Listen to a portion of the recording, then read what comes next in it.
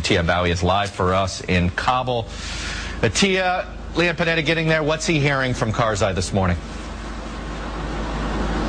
Hi there, Chuck. Sorry, I'm having a bit of a problem with the audio. I didn't hear your question, but I can tell you that Secretary of Defense Def Panetta did make his way down to Helmand Province first, where he met with U.S. Marines. An interesting occurrence happened there. The Marines, about 400 of them were in the tent. They were actually told to leave the tent, take their weapons off, and then come back into the tent, which is very unusual. Usually, U.S. service members are allowed to hold on to their weapons while the Secretary of Defense is visiting them. We don't know if this was a cultural issue because the Afghan soldiers aren't allowed to hold on to their weapons during these kind of meetings, but it was something that caused a little bit of a concern. They say there wasn't a security issue, but we're still not clear on that. And if I could follow up on what Atiya Bowie said a minute ago about the Marines there in Helmand Province being forced to leave the meeting hall where Secretary Panetta was going to arrive and deposit their weapons outside.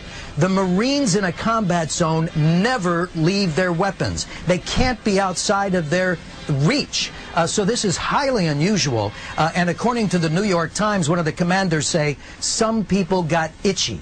But concern over U.S. Marines armed in the presence of the Secretary of Defense, as far as I know, Chuck, is unprecedented.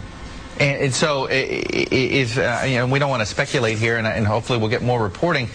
So, if it's could this be about some sort of issue having to do with the Afghan army?